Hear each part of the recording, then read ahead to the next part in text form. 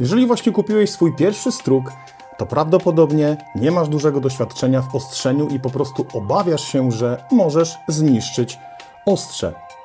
Być może nie jesteś już początkujący, ale chcesz się upewnić, że Twoje metody są poprawne, po prostu szukasz potwierdzenia. W tym odcinku chcę Wam pokazać, jak poprawnie przygotować do pracy nóż i co ważne, odchylak, ponieważ nawet jeżeli kupiłeś Youngtimera, zgodnie z poradnikiem z filmu o zimowym Stanleyu, karta jest gdzieś na górze, to istnieje duża szansa, że poprzedni właściciel nie zrobił tego poprawnie. Albo wcale. Pamiętajcie, głównym założeniem, które przyświecało mi przy opracowaniu tej metody, było to, że jesteś początkujący, odpadają więc wszelkie techniki ostrzenia z ręki. Żeby się tego nauczyć, po prostu potrzeba czasu. Z obserwacji na wszelkiego rodzaju kursach, które prowadziłem, wiem, że dla kompletnego nowicjusza takie ostrzenie, nazwijmy to w stylu swobodnym, jest na tyle frustrujące, że nie ma co walczyć z materią. Od tego jest prowadnik. I właśnie taki prowadnik jest pierwszym elementem Twojego bezpiecznego systemu. Potrzebujesz również osełki, konkretnie tej. W tym filmie nie będę omawiał różnic pomiędzy różnymi osełkami. Nagrałem już taki film. Właśnie wyświetla Ci się karta. Zachęcam do obejrzenia. Tak więc osełka diamentowa o nazwie DMD o wymiarach 200 na 70 mm. Dwustronna, z jednej strony 400, z drugiej 1000. Jeżeli nie posiadasz jeszcze żadnej osełki, to po prostu nie zawracaj sobie głowy i kup konkretnie taką. Jeśli masz już na przykład kamienie wodne albo olejowe, coś wykombinujemy na dalszym etapie. Potrzebujesz również osełkę skórzaną. Po prostu pasek skóry naklejamy na kawałek drewna. Będziesz na niej polerować ostrze. Skórę kupisz tutaj. Ja kupuję arkusz A3, tnę go na paski o szerokości minimum 65 mm i naklejam na taki drewniany graniak, szorstką stroną w górę. W ten sposób pasta polerska lepiej trzyma się powierzchni skóry. Potrzebujesz więc pastę polerską. Również można się nieźle w tym temacie zdoktoryzować. Ja używam zielonej, ważne, żeby była miękka i dawała się łatwo nanieść na skórę. Możesz również kupić pastę polerską w tubce. I ostatni element Twojego systemu, szlifierka. Wiem, co myślisz i jak to szlifierka. Spokojnie, prędzej czy później będziesz jakiejś szlifierki potrzebował. Jeżeli Twoja nowa pasja ma kwitnąć, pokażę Ci, jak uniknąć frustracji w trakcie ostrzenia, ale do tego potrzebujesz szlifierki. Będziesz jej używał raz na jakiś czas i nie musi to być tormek za 3000 zł. Na początek wystarczy taka za 99 zł z przesyłką. Dobra, co można kupić za 99 zł z przesyłką? Projekt. Tak zwana szlifierka wodna to główny gwarant bezpieczeństwa Twojego ostrza. Szlifierka szybkoobrotowa w niedoświadczonych rękach może i przeważnie kończy się przegrzaniem noża. Nie jest to aż taki problem, jak myślisz.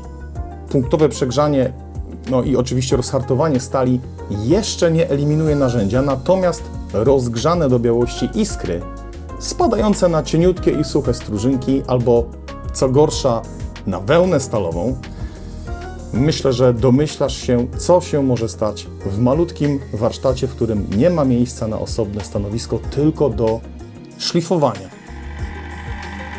Tak więc moją Westfalię musiałem delikatnie zmodyfikować, żeby zmusić ją do działania.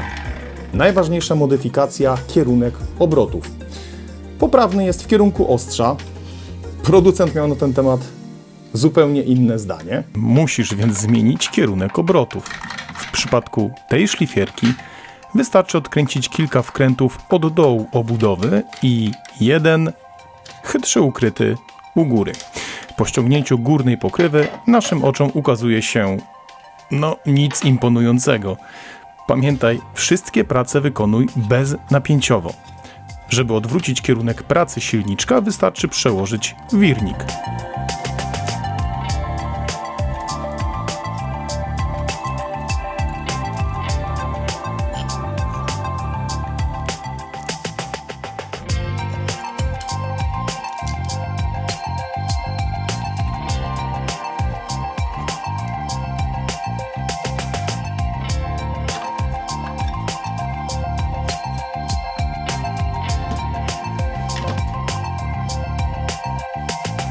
złożeniu wszystkiego w całość kamień powinien kręcić się w stronę podtrzymki.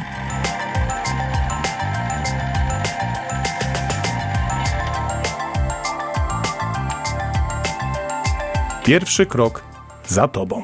Druga modyfikacja jest już czysto kosmetyczna. Musisz, oczywiście w przypadku tego modelu, wyrównać tylną krawędź podtrzymki. Za chwilę przekonasz się po co.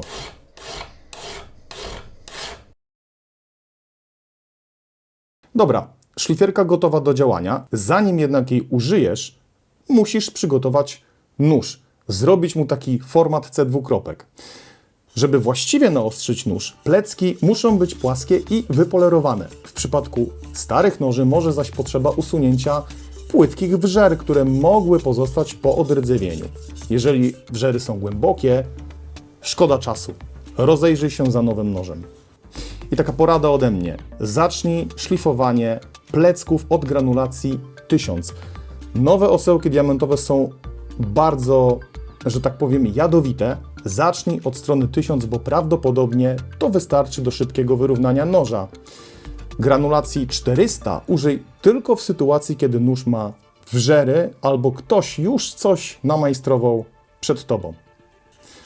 Po uzyskaniu jednolitej powierzchni sięgającej do krawędzi tnącej, to ważne, pora na polerowanie. Najlepiej polerować na jakiejś relatywnie płaskiej i niesprężynującej powierzchni, w którą można wetrzeć pastę polerską. Doskonale do tego celu nadaje się kawałek MDF. Ja przygotowałem sobie taką MDF-ową kanapkę, w którą wtarłem pastę stópki.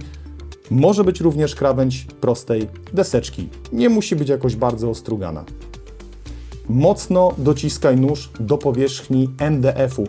Nóż powinien się rozgrzać. Taki efekt powinieneś uzyskać.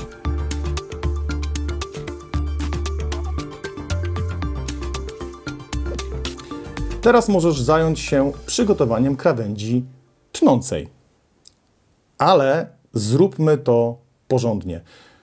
Spójrz na swój prowadnik. Jeżeli masz taki model jak mój, który, nawiasem mówiąc, jest kopią starego prowadnika marki Eclipse, to powinien mieć on naniesione informacje, o ile nóż powinien wystawać z prowadnika, żeby uzyskać kąt 25 albo 30 stopni. Warto od razu zbudować sobie odpowiedni przymiar, ponieważ ciągłe mierzenie jest niewygodne i frustrujące na dłuższą metę. To bardzo proste. Pokażę Ci, jak można sobie coś takiego wykonać. Wszystko jest opisane na bocznej stronie prowadnika. Żeby ostrzyć pod kątem 30 stopni, nóż musi być wysunięty na odległość 38 mm. Nanieśmy ten wymiar na kawałek sklejki. Ta listewka na spodniej stronie blokuje nasz prowadnik o krawędź stołu albo strugnicy. Przygotuj dwie krótsze listewki. Będą to nasze ograniczniki. Pierwszy ogranicznik przytwierdzimy do podstawki w odległości 38 mm od krawędzi. Będziemy więc ostrzyć do 30 stopni. Da nam to nieco więcej trwałości w krawędzi tnącej. Odległość dla drugiego ogranicznika ustalimy nieco inaczej. Spójrz, gdybyś chciał, używając tylko prowadnika i osełki, naostrzyć nóż Twojego struga do 30 stopni, musiałbyś zeszlifować materiał z całej powierzchni grani. Nawet biorąc pod uwagę, że noże w Stanleyu są relatywnie cienkie i tak jest to sporo roboty. Po to używa się szlifierki. W profesjonalnych szlifierkach kamień ma średnicę 200 albo nawet 250 mm. Mówię tutaj o szlifierkach marki Tormek. I usuwa się nim materiał z samego środka grani. Można to zrobić bardzo precyzyjnie, ponieważ pozwala na to stabilna konstrukcja szlifierki. Wklęsłość grani nie jest duża i ostrze nie będzie osłabione. Przy malutkim 10 cm kamyku w naszej taniutkiej szlifierce wyposażonej w dziadowską podtrzymkę musimy zastosować inną strategię. Usuniemy materiał z mniej więcej połowy grani. Nie osłabimy ostrza, nie potrzebujemy jakiejś wielkiej precyzji, ponieważ będziemy używać prowadnika. To on nam da precyzję. I pozostajemy z wąskim paskiem metalu, który zeszlifujemy na osełce. Zeszlifujemy szybko. Teraz musimy ustalić odległość, na jaką będziemy blokować nóż. Zrobimy to na oko i wykorzystamy odchylak jako prowadnik. Właśnie dlatego wyrównywaliśmy podtrzymkę, żeby swobodnie przesuwać po niej krawędź odchylaka.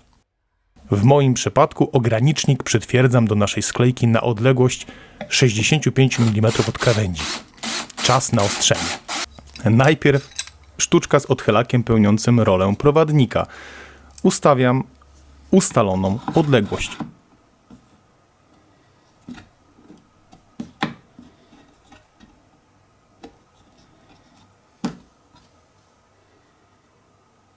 Teraz nalewam wodę do zbiorniczka szlifierki i, no cóż, szlifuję.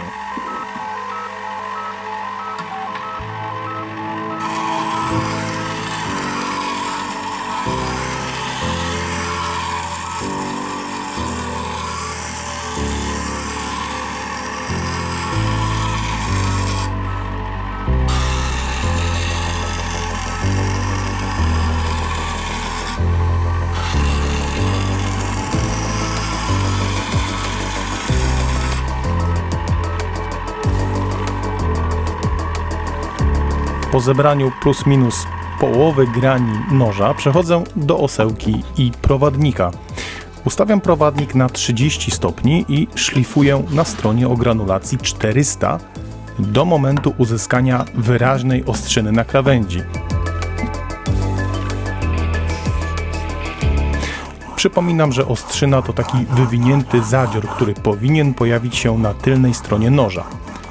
Nóż ostrzę w delikatny łuk poprzez zmianę nacisku i ilość powtórzeń.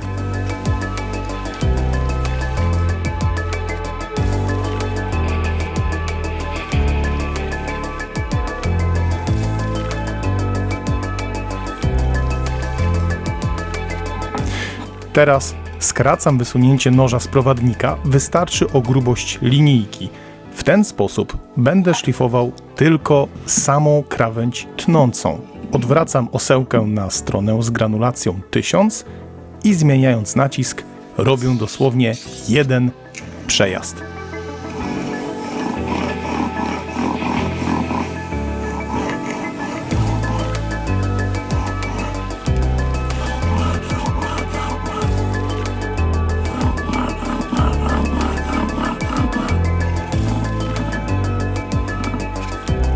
Teraz przechodzę do polerowania na skórze.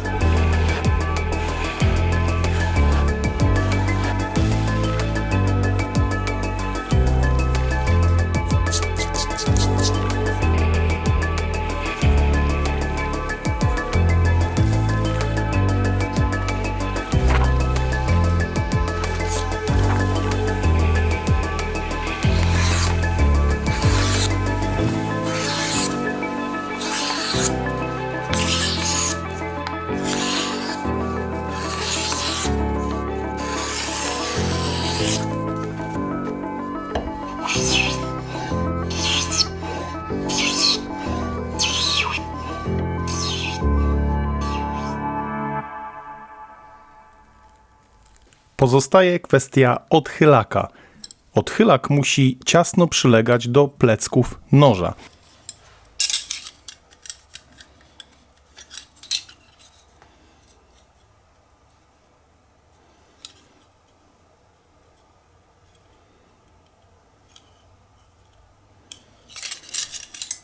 Najpierw wygładzam pierś odchylaka. Chodzi o to, żeby strużyna gładko od niej odchodziła, nie zahaczając o żadną przeszkodę. Następnie zabieram się za wyrównanie tej części, która opiera się o plecki noża. Najlepiej jest ją podszlifować pod delikatnie ujemnym kątem, tak żeby po skręceniu odchylaka z nożem nie utworzył nam się prześwit, w który może się wcisnąć strużyna. Do normalnej pracy odchylak powinien być nieco odsunięty od krawędzi tnącej. Nieco znaczy tyle. Usuwanie grani Twojego noża przy pomocy szlifierki wykonujesz raz na kilka ostrzeń albo w przypadku uszkodzenia noża. Proces normalnego ostrzenia przebiega tylko na osełce diamentowej, czyli 30 stopni na granulacji 400, po czym 1000 i polerowanie na skórze. Także szlifierka raz na jakiś czas. Moi drodzy, cieszę się, że udało mi się zrobić dla Was ten filmoporadnik. Pomysł był taki, żeby dać do ręki osobom początkującym przepis na powtarzalność i ostry nóż za każdym razem bez frustracji. System jest sprawdzony. Ostatnio ostrzę w ten sposób wszystkie noże w moich strugach. Muszę oczywiście dolać łyżkę dziegciu do tej beczki miodu. Pamiętajcie o tym, że szlifierka za 99 zł z przesyłką jest warta dokładnie tyle. Nie wiem, kiedy odmówią posłuszeństwa plastikowe podzespoły wewnątrz albo silnik. Taka szlifierka nie jest konkurencją dla Tormeka, tylko substytutem i to tanim. Ostatnim elementem układanki do tego, żeby pomimo malutkiej mocy ta szlifiereczka działała, jest coś takiego. Służy to do odświeżania kamienia i trzeba go odświeżać regularnie, żeby chociaż trochę nadrobić braki w mocy tego małego silniczka, który jest w środku. Z mojej strony ostatnia uwaga, no właściwie przedostatnia. Treści, które tworzę, są pracochłonne w przygotowaniu i niekoniecznie rozrywkowe, raczej skierowane do wąskiej grupy zapaleńców, a nie do mas. W związku z tym rozpatrz pozostanie patronem kanału. Jeżeli podoba Ci się to, co robię, zapraszam na patronite.pl. I druga sprawa, na grupie facebookowej Przyjaciele 5M2 otwieram dyskusję na temat tej szlifiereczki i innych tanich szlifierek na mokro. Jeżeli chcesz być na bieżąco, albo jeżeli chcesz dowiedzieć się czegoś więcej, może interesującego na temat tych tanich szlifierek, zapraszam na grupę facebookową Przyjaciele 5M2. A tymczasem to wszystko z mojej strony. Dozo!